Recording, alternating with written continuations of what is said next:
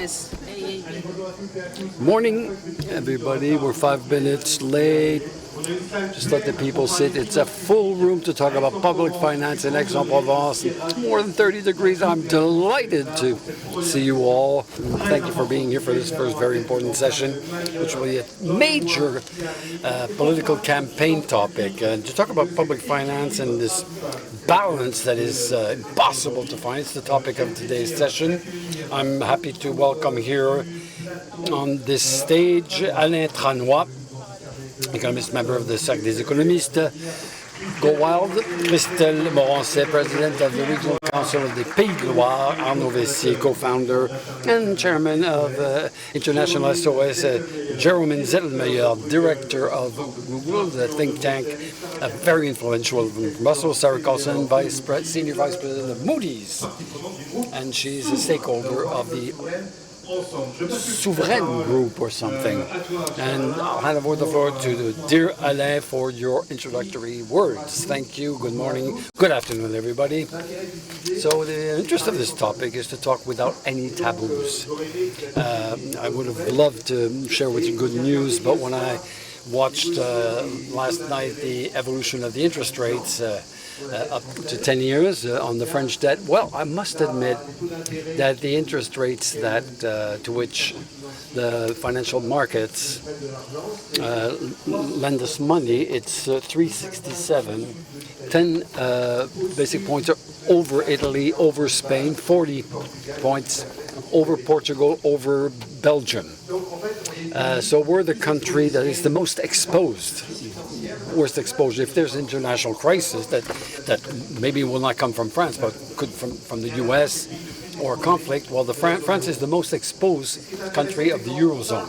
It's interesting when you compare the rates, the lending rates, France versus Italy, for example, according to the degree of maturity of the debt, year, 2 years, 3 years, 5 years, 10 years. What's incredible to see, fascinating, is the rate at which the markets lend to France is a little bit under that of Italy. It's a bit normal because Italy's at 140 and we're at 120, but at 10 years, we go over Italy. So the loan becomes more at risk. Why? Well, because the slope is not going the wrong way. Jean-Jacques Lafont was saying what's important is the slope. And if the slope is really bad, we borrow at more than 3.5, while our capacity to reimburse, to pay back, evolve at 2%. 2% is the GDP evolution of the two recent years, one inflation point and one growth point. And so one question that we could ask, is it's difficult to explain to the French population, is when the interest rates are on the rise, well, you have to reduce your debt. And it's a question that all borrowers for, real estate loans and everything, they say, what is my interest rate? What pace my wage, my salary will improve, my revenues will increase, and if your revenues increase slower than the interest rates, then in general what you do, well, you postpone your loan. And the economists have calculated that the elasticity of the demand for real estate loans is about 2. When the interest rate increased by 1 point, well, the real estate debt or the desire to borrow on the markets before banks, for example, is down 3%. So what happens? Why isn't it like that with public finances? If I had an example, I would say there's a wall and we have a car and the driver sees the wall but can't steer the wheel. Why? Because half the passengers in the car say, you have to turn left, Dad. You have to lower the taxes, increase the taxes. And the other passengers say, turn right.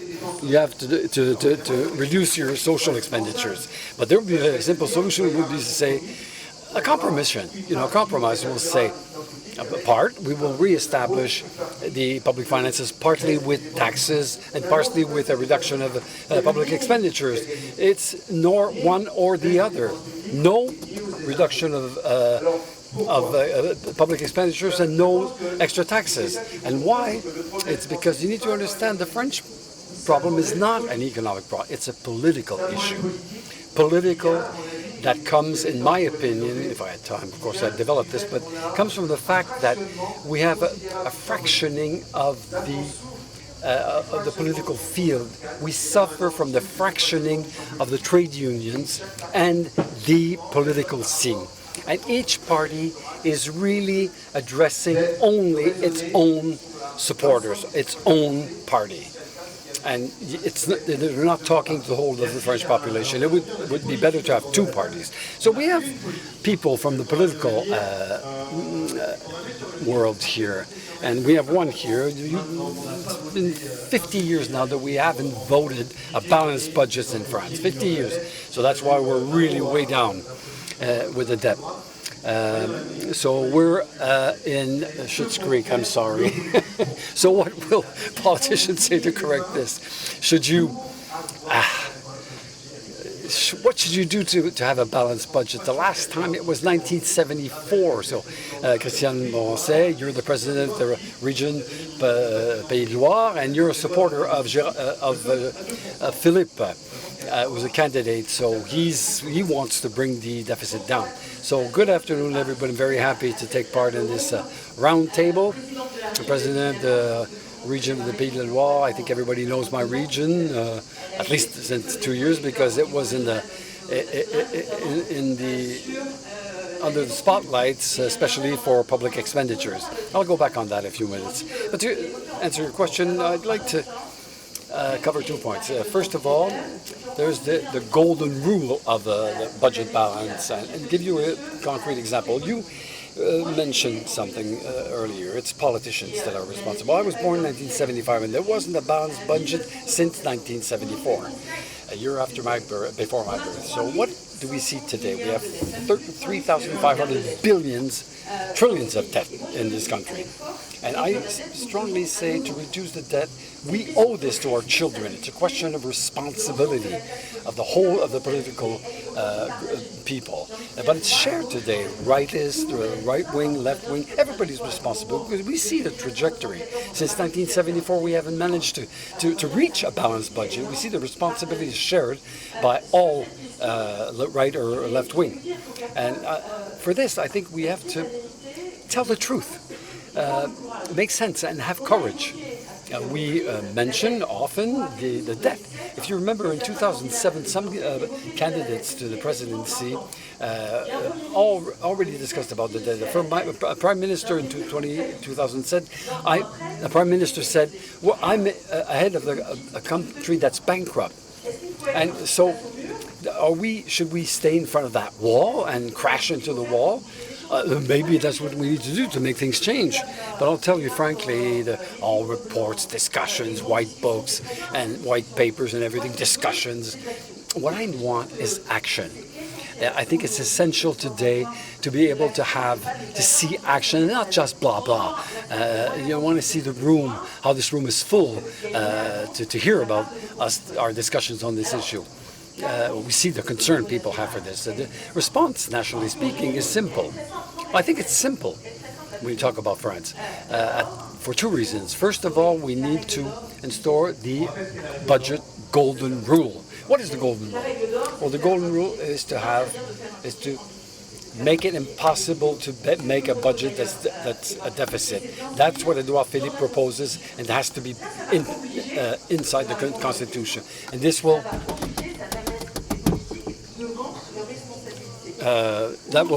make the politicians responsible. Today we can't. When you have 100 and then you have 50 the day after, you don't continue to spend 100. You know, in any family, in any company or business, the minute you have lower incomes or lower revenue, well, of course, immediately you make savings. You try to find savings, and that's a major challenge. And after, is it difficult? Yes, it's difficult, and not my position, I'm in the right place to know about this. I'm the president of the Région de la Loire, and 2 years ago, I wanted to have a balanced budget. In the local authorities, we have no choice. We have to have balanced budget. I'm preparing the budget. I have drops. The budget of the region is 2 billion euros. That's our budget. My income is, of course, VAT. Comes from the VAT, so it's the dynamic of that, but now it's not really good. And at the time, Michel Barnier talked about the debt and said everybody has to take part in fighting against this debt. And I made 100 million, I found 100 million euros of savings with a 2 billion euro budget. I managed that. It's nothing, you will say, but if I manage the budget of the region, I have to manage it better than if it was on my own budget. My own budget. I used to run a business. I know about this. So, what choices did I have? You have operations or investment. What's easiest to cut down on investments, and that's what the government is doing presently with the apprenticeship, for example, because they're withdrawing the funds that are allocated to, let's say, training and apprenticeship. And I decided to cut down the operational costs. I mean, it's all subsidies without any exception to maintain a high level of investment. That's what I was seeking. My investment in 2025 was over that of 2024. I just had voted. It's a political position, yes, but following this budget enabled to save 2 years. Enabled me to invest massively for youth, for transport, for the economy, which are my competencies inside the region. It was difficult. This budget, I was attacked by the opposition on the radio, on the media. It's difficult, but if I think of my election or my re-election in 2028, yes, I won't move. But if I commit myself in politics, it's for the general interest. And what I'm working for is for the future generations. I was a little long. Politicians are always too long. Difficult to get the microphone from them. But we can give her a hand, It's a great job. Thank you. Short question, short answer. Arnaud, is that a good idea? The golden rule. Well, the golden rule, the intention seems excellent. And I think it's adding an additional constraint to the French system. We already have the principle of precaution, and we have to get rid of that. I think adding an additional golden rule, we have a golden rule, which is 3% of Brussels. It's in a treaty. We shouldn't have a deficit that's over 3%. We're not respecting this. And if we know that at 3% and 2% inflation, 1% growth, we're stepping out of the debt. But at 6, it's a very difficult situation. But I have 2 examples. The United Kingdom with Gordon Brown had instaured the golden rule, saying we can't have a deficit that finances everyday expenses. We can only have a deficit to finance investments. But they changed the definition to abandon it during the economic crisis. Germany has a constitutional rule. What does Germany do? Well, they've changed in 2009 to be able to invest in defense and infrastructure. I think we have as much freedom as possible. We need as much freedom. You can reduce your expenditures with political willpower. I think we are dying of too many rules. We shouldn't add more rules. 3 seconds. Now, if we had this budget golden rule, we wouldn't have the suspension of the retirement reform. Jeremy, the Google think tank, very influential in Brussels. Are we really getting close to a crisis of the debt? I've followed these topics for 20 years. We had the PIBO, 1,000 billion euros debt would be horrible, but we're still here. And we're continuing to talk about the same problems. So are we really faced with the wall? There you go. So basically, like Alain admirably said, France is a political problem. No rule is perfect. But if this rule could solve a political problem, it would probably be worth it. Unclear whether it will, right? But this is not for me to say. So if this is sufficiently appealing to actually generate more compliance in France than the European rules have in the past, why not go for it, right? So that's my view on this. Now, on the idea of a debt crisis. So France is still not close to a debt crisis, but it is clearly getting closer. And how do we know this? Because of what Alain said at the beginning, right? Because interest rates are going up, and because it's remarkable that the borrowing spread is higher than in some of the countries that have higher debt, in fact, and have worse histories of debt crisis than France. Why is this? Because these countries have managed to reverse the trend in their deficits, and France has not, with one exception, which is last year. So the deficit actually came down last year, and some of this was backed by real measures. That's the good news. The bad news is that the European Commission is projecting that the deficit will go right back up this year because of a combination of higher interest rates, which is not so problematic, but mainly because of the undoing of some of the revenue measures. So the big challenge for France is, can it defy its historical record, which is frankly not encouraging. It has a terrible track record of fiscal adjustment, and change. And so the good news, I think, is that sooner or later, it will be forced to change. And so here I go back to Alain's car crash analogy. So the analogy is almost perfect, right? You hit the wall, you cannot agree how to adjust, you crash. With one exception. In the European institutional framework, we have a device that is analogous to a timeout.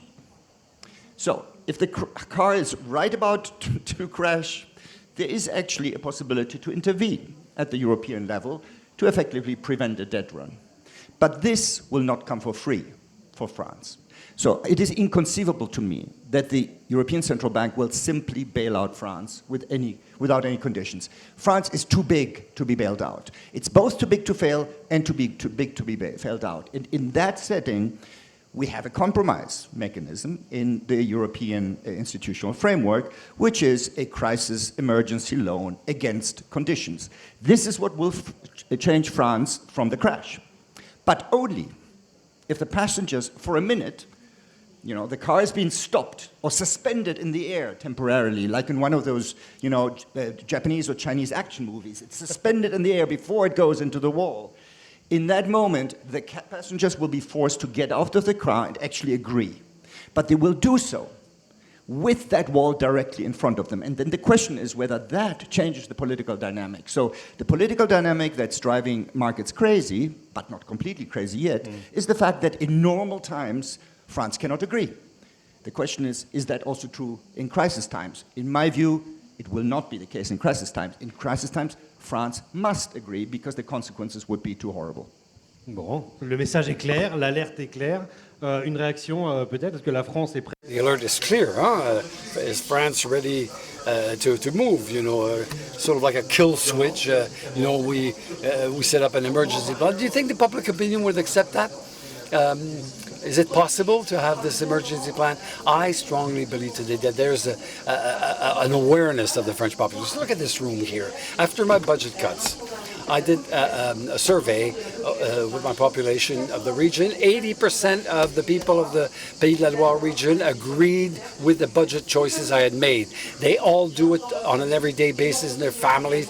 Businesses do that. Why wouldn't the state do it? So I'm very confident in that, but we have to be pedagogical. Tell the truth, give a meaning, have the courage to make the change. Do you believe in that?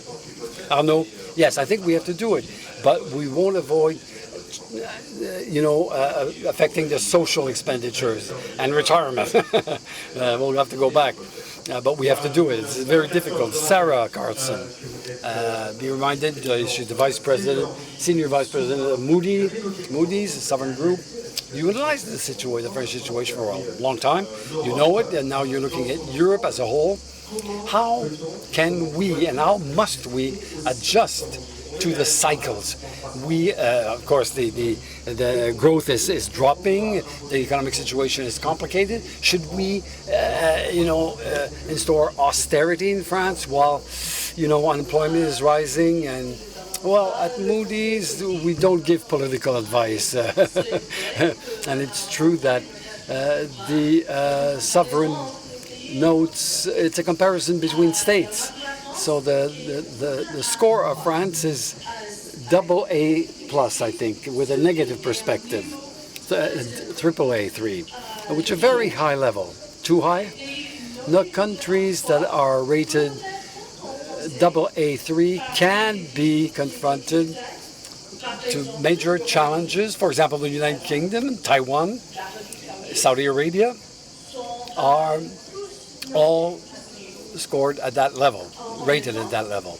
At the same time, a country at this level has important structural assets. For France, the strong points that we must never forget or leave aside is that a rich economy, diversified economy, more favorable demographic profile than that of several other advanced economies, sound management of the debt,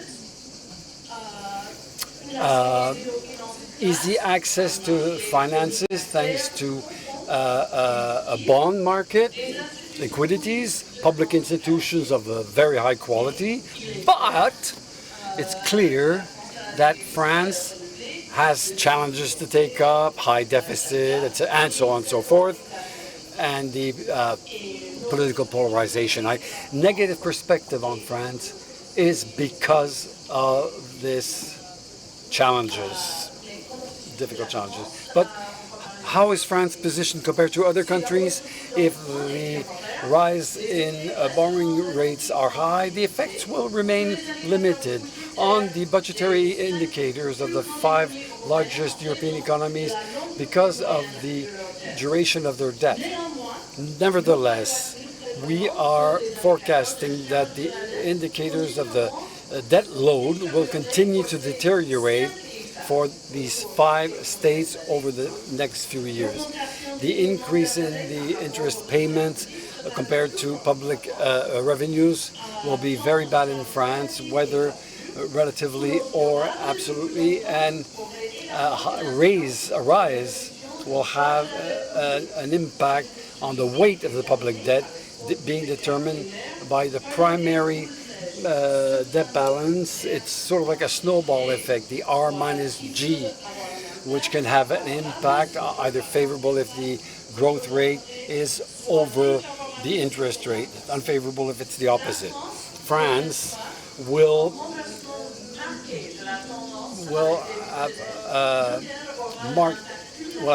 be impacted on the debt GDP ratio as of 2032. In the case of Italy, on the other hand, most of the years, the snowball effect has a negative impact on its debt GDP ratio. It will continue to be unfavorable with the indicators of public debt in the years to come. This is why the growth is so important. Dynamic economic growth will enable to change, to inverse positively this snowball effect by putting the accent on competitiveness and the economy, and we more easily find solutions for the financing of long-term needs like security, defense, the climate, population aging the population. But money doesn't come from the sky. You know, to find this balance, you do have to make political choices, difficult political choices. And to quote Jean-Claude Juncker, we all know what to do, but we don't know how to be reelected by doing it. So it's the challenge, the political challenge to take up that involves having a very in-depth political debate and realistic debate on the compromises to be done. Thank you, Sarah. This equation, the RG equation, is that's the interest rate versus the growth rate. We stand at 2% in France with the inflation. As for the rest is 7%. We have a few billion euros. We're going to reach 100 billion at the end of the decade. How do you manage with such an environment, Christian Monsin? Which choices should we make to put the public accounts back on track? This is the question that we're going to ask to you. Who's going to foot the bill? Well, first, as to growth, I agree with you. But to have growth for our companies, we need stability, visibility, and competitiveness. And what does it mean for companies? my outlook is not regional, it's worldwide. If you look at the US or China, if we want our companies to be competitive, we do have to do less taxes, less spending, less standards, and less cuts. So we are in the country where companies are have the more taxes. Our business model dates back to 1945. If we want to revisit the model, may it be for the retirement, but also for health, because I don't want our country to be like in the US.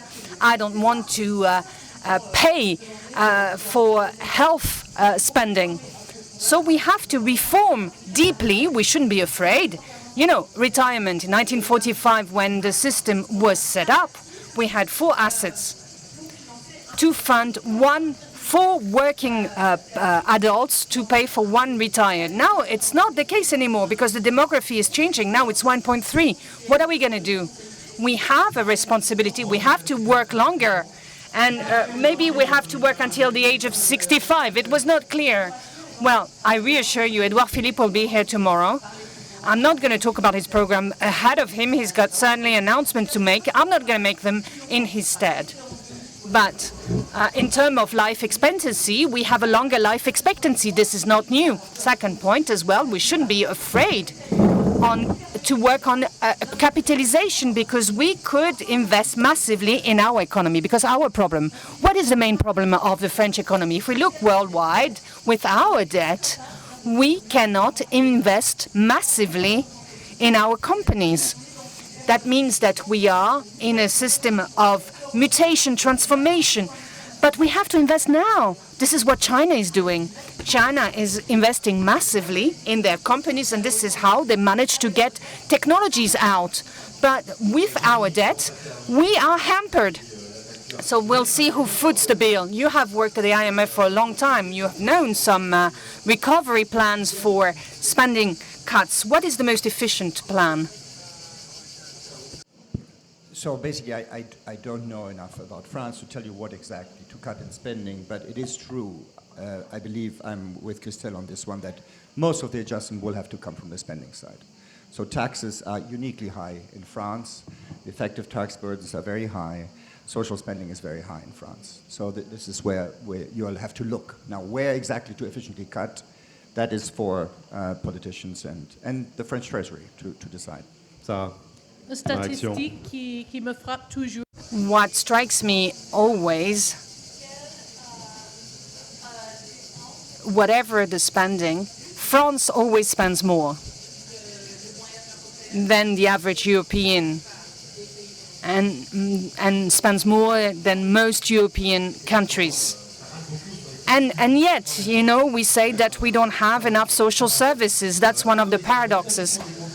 So for 2 years, what about the public finance? We talk about tax increase, and they exact a heavy toll on companies, and especially at the European level. Do you think that you are the ones that foot the bill most than others in Europe? Yes, if we look at the journey of the last decade, Macron has re-established the attractiveness of France, which is actually quite an achievement because it was not the case before. We're attractive now.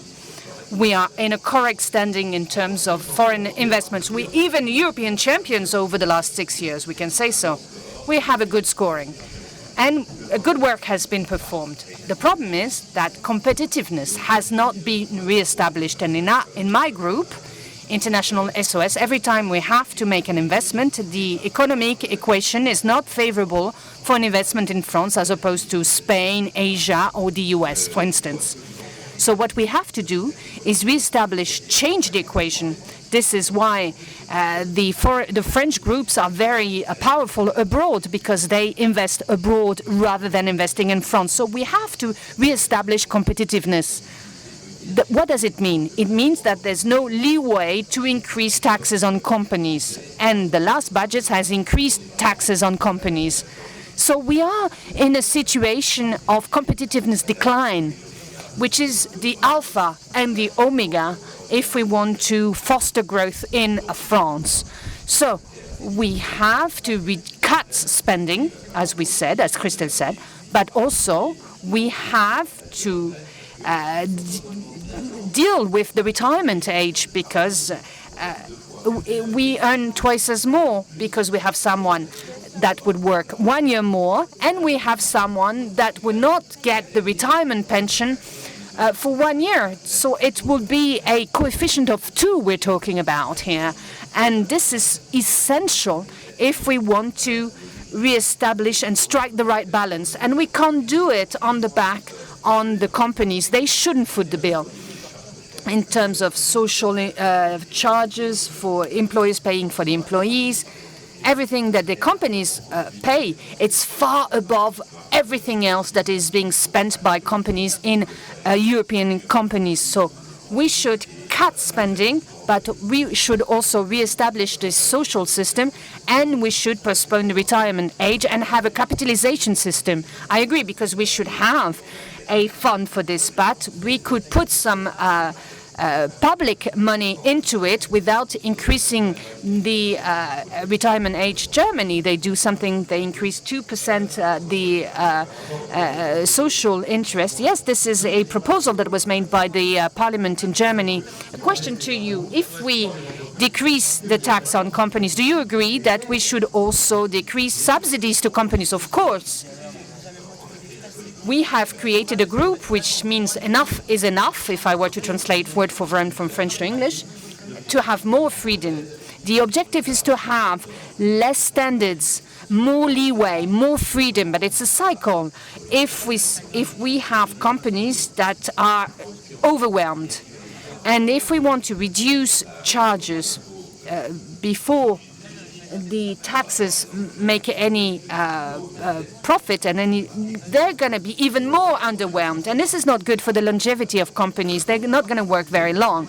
So that's the result. The down the road result will be the most important thing.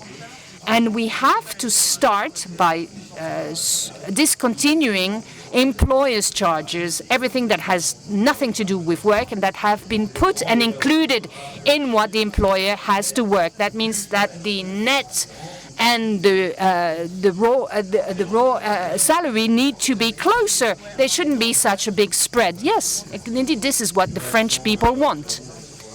Do you have anything you want to say on this program? I broadly agree with this. I think, the fact that the retirement age has to go up is completely obvious. It must be a central pillar.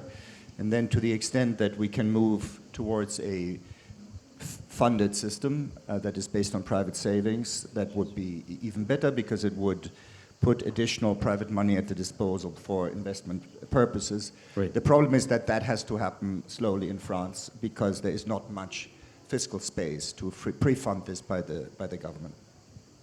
Une réaction sur les retraites aussi, Sarah Carlson. C'est quand même le... That's actually the heart, the mother, the gist of all the battles, as Edouard Philippe has said in the Echo today. Yes, this week. Well, it's not only a matter of budget, it's also a matter of growth. Why has Sweden a high potential growth rate? Yes, it is an innovating economy, but it's also because the retirement age is at 65 years old, more or less. And in Sweden, they try to drive Swedish people to work longer. And in France, we don't do that, because then the number of years where you're in good health after 65 is actually one of the most years you can have in Europe. So the life expectancy in good health is very long in France, and longer than others, but yet they stop working at the same age as in Eastern countries, where the number of years in good health is smaller than in France. And this is because the public health system is a success in France. And this could actually foster the growth rate and could help to address the budget problems. We know that the problem is the employment rate of the young people and senior people, and if we had the German rate, we wouldn't have any public spending problems because we would have additional money in. That's one of the big projects of 2027, isn't it? Yes, I would like to go back to the retirement reform. Life expectancy is increasing. Let's look at our neighbors in Europe. If you look at Germany, Italy, they stand at 67 years old. 70 years in Denmark. 70 years old in Denmark. Spain is 66.8. So we should, come on, let's be aware of it. Let's understand the situation where we're in. What about taxes? That's also a proposal, is to reduce by 50 billion versus 50 billion of subsidies for companies. They're not asking for help. They just want to have freedom. They want to be able to have as much leeway as they can. I'm going to talk about my group, Doing Less, it's called. Go and visit this website, fairmoin.com. You can see all the constraints exerted on companies right now, and it's incredible. If you have a butcher who's the best in France, and his wife works with him, at first 50% of his time was devoted to red tape, and now it's 100%. So we should have less spending, less taxes, and we should have more freedom. And this is crucial for the competitiveness of our corporate world. And that requires reforms, brave reforms for retirement, but not only, also for everything that makes us attractive. 3,500 billion euros of debt. If the justice, the schools, the public system, the health system works well, then all is good. But it's not. So we should reset it all and go back to square one. Let's have a last word. You've been all around the world with SOS. Do we have a special relationship with work in France? Well, French people do work hard. They are hard workers. And they're always considered as the ones that work the hardest when they go abroad. But they're prohibited. They say they're being told that they should not be allowed to work, that it is a criminal liability if they work more than 35 hours a week, and this is not normal. You should be paid for the work you do. You shouldn't have too many social contributions to pay. Neither the employee nor the employer should have to pay to work more, and this would increase the purchasing power, and it shouldn't cost anything on the health system because this corresponds already to the contributions that were paid already. We should use AI. Artificial intelligence is the magic wand to actually reduce the public service organization costs. We should look into how we can use AI to improve the organization of the public services. We should change our mindset. In France, we have a problem. We are too much public-driven. Let's talk about, I'm going to give you an example. What about this problem of heat wave? Something that happened 2 days. We had the regional health agency. Like for COVID, it's only inside the public sector. There's no call for private medical systems. And they could help significantly in helping to grapple with this huge heat wave that can be lethal for a lot of people. In France, we need to understand that the public sector must be there to work hand in hand with the private sector. There's a lot of services from the public sector that could be outsourced to the private sector, and we enter into too many contracts, and now we're starting to have contracts with the private contractors. In the UK, you have 50,000 only that have a public service contract. In France, it's an exception. We have the status of public servant where we would have someone at the high school who's a high school technician, and he would have the status of a civil servant. And the problem is that this is this hampers the effectiveness of the organization of the public service. And this is considerable. And as a business leader, every time that I'm being told that there's a problem inside a company, I say, okay, so that means that we can improve productivity somewhere. Because if there's a problem, we can improve something. But in the public service, the problems in the public service are countless, and yet nothing is done. So we had indeed this heat wave. We had the young people who had problems at school. We had seniors who had problems in hospitals, and some air conditioning was also provided. So we have 10 minutes for a Q&A. A lot of hands are being raised. The lady in the back, the gentleman here. We also have questions on the website. Let's start with the first question before we hand out the mic. A short answer. Maybe we can. How can we reduce our and break even, have a balanced budget without having without hampering our allocation problems? No. So retirement for Jérôme. Is it going to be unanimous? Can we reestablish public accounts without having a retirement reform? No. So unanimously. So there's a debate. That has actually a negative impact on the scoring of France. Yes, you can introduce. I'm Sophie Penaporna. I'm a professor in law and management law. And I listened to you carefully, and I agree, and I understand that we have to cut spending, of course. The problem is that when we reduce the weight on the corporations and companies, we have to increase the expenses, and the households will have to foot the bill. And that would entail some tax increases. I would like to give you an example. I started working at 25 years old. I have to finish working, and I have to work until 70 years old.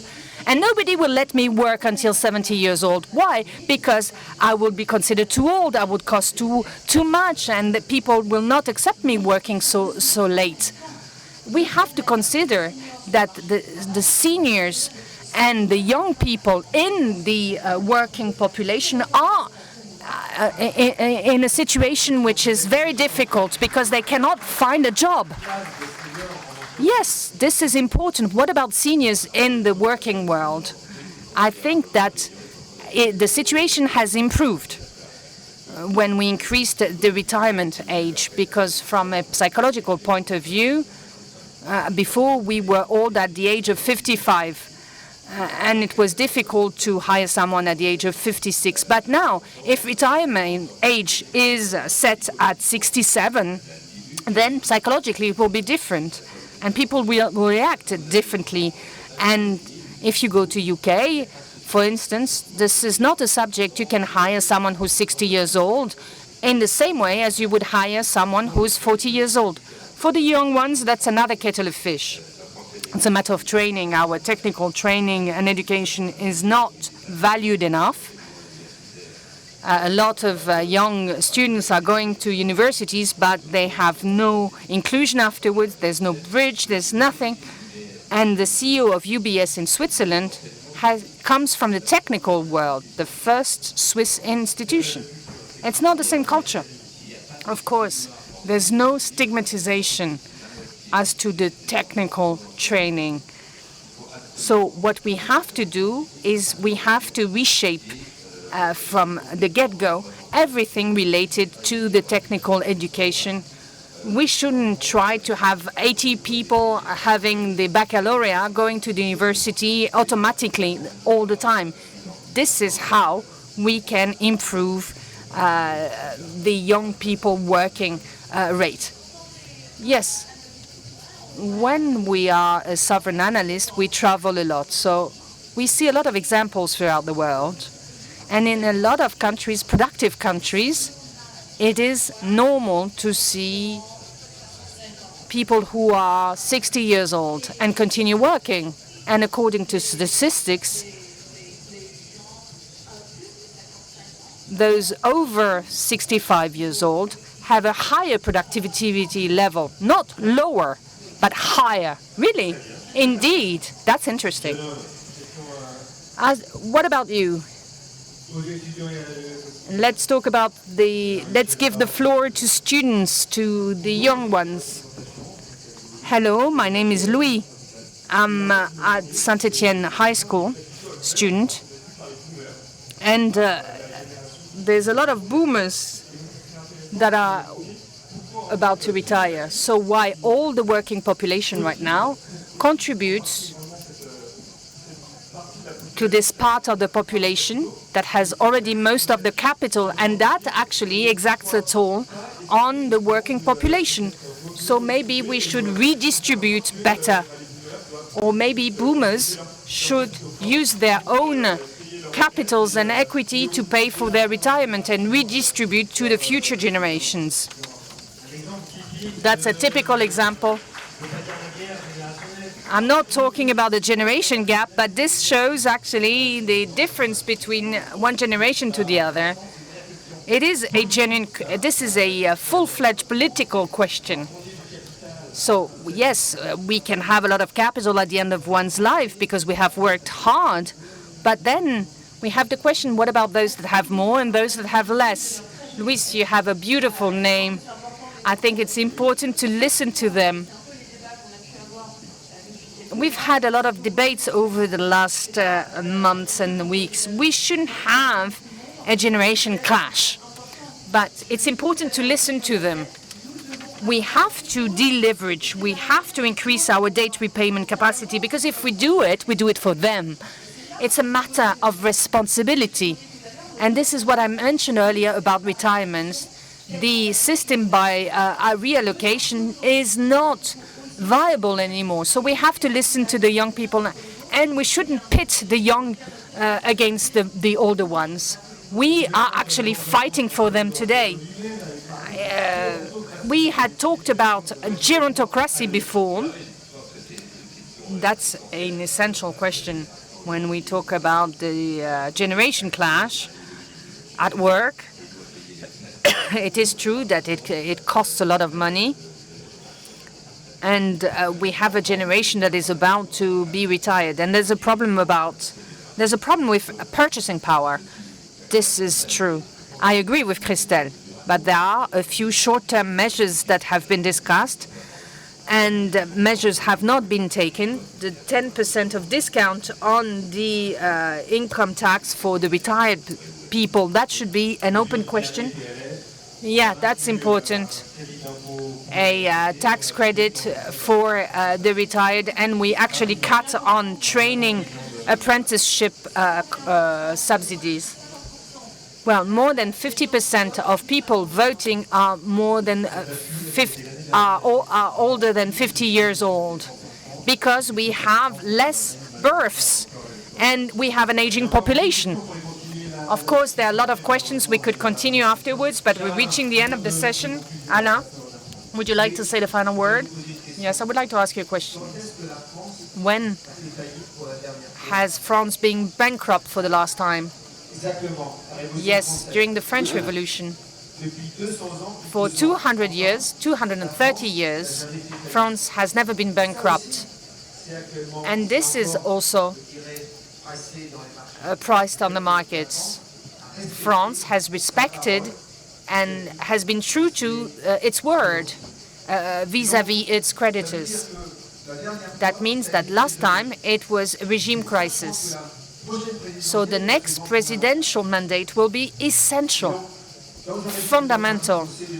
And we've known it since the Greek. The danger is those that are demagogists. So it is necessary for each candidate to unveil their ultimate agenda when they talk about how they would solve the issue of cutting down the problem of public deficit. The OECD has published yesterday, if I'm not mistaken, a survey where they talk about 100 billion euros in terms of the efforts that need to be implemented. And they're doubting that this is only through spending because it's considerable. And they're opening up new pathways, and they're thinking about maybe the taxes should be increased. Thank you. Thank you. Thank you to Alain Cranois, Christelle Morancet, Arnaud Vessier, Jérôme Zettelmeyer, Sarah Carlson, Vice President Senior of Moody's, and Raphaël Lejean. Thank you for your